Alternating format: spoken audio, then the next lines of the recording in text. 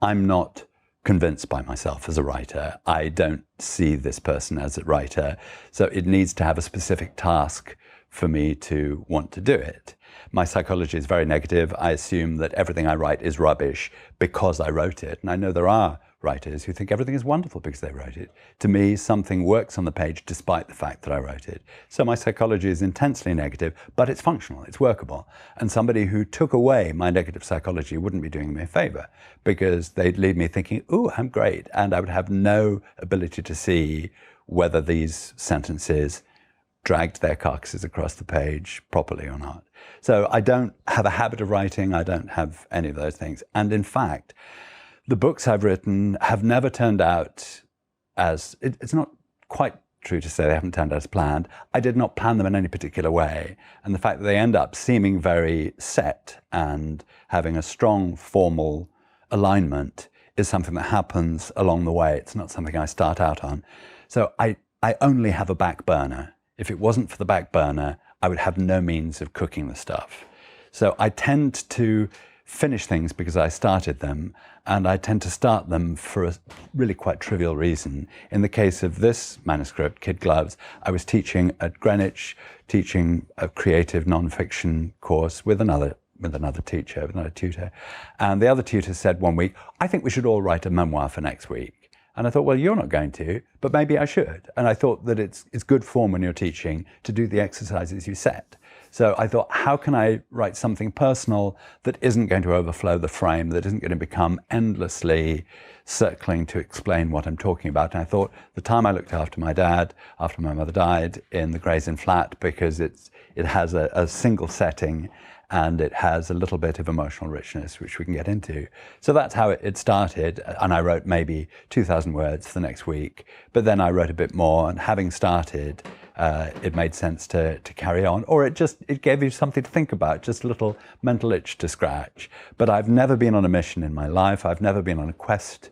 I'm not on a journey to understand my father. I finished it because I started it, and I started it with no ego agenda that was evident to me. I wasn't trying to understand the old boy better, particularly I wasn't trying to lay ghosts.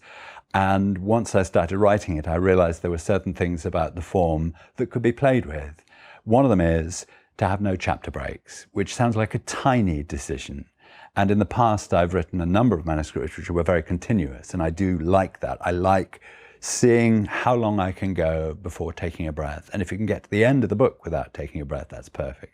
You may want to chop it up later because the reader likes breaks, but Pilcrow and Cedilla are essentially enormous, continuous manuscripts, 2 connected novels. But on the page, I make sure they look more welcoming than that, because slabs are not appealing. But with this, it seemed to me that if you remove the bit of blank space that makes people think, it's almost like the beauty spot where you can take a picture with your camera. When a chapter ends, it's as if the last bit sketches a conclusion which the final passage of the book will consolidate. So it's to do with that whole drive to a final resolution, which is what the memoir form seems to be about, but I don't think it is, because those resolutions are not available, and the form can do other things more interestingly. So by constantly feeding back the emotion or the comedy back into the situation and never having a moment where the emotion bursts out, and by ending deliberately at a tangent, so I don't go back and say, then I realized that those days looking after my father were the only time I knew the real man. If you get rid of all that stuff, then the prose is much more strongly charged, because it's not pretending to offer resolutions and final statements, and you can have more fun. Both the writer and the reader can have more fun, because I can explore my own contradictions as I explore my dad's, just by exaggerating them, by going all out. So there are probably extreme versions of most of my tones of voice in this. I'm not trying to go for some sort of middle authoritative tone. There's, I hope, high comedy. There are little bits of genuine emotion, but the whole point is to keep it moving and to free the reader from the idea that this is somebody in the course of some sort of 12-step self-understanding program, because that's not how it works for me. The cover is based on this pattern of china. It's Mason's ironstone, I think still in production, but has been made in China for some time. So it's now a bit chalky, but you can see the full picture there. And to people of my generation and even a bit younger, I think it's something they remember from their parents or their grandparents. And it wasn't special in families that had special china. It wasn't sort of wedding present china. It was good everyday china you need never be ashamed of.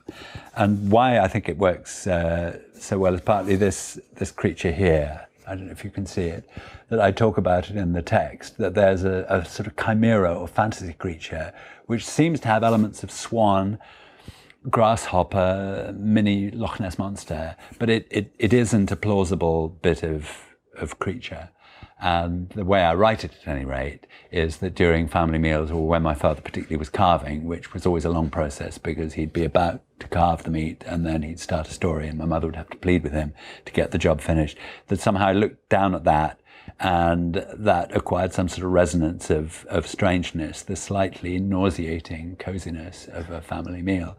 And of course, I suppose in literary terms, I suppose I'm putting myself in the picture as the unclassifiable, slightly imaginary creature in the Dutch still life that my dad doesn't quite know how to file away.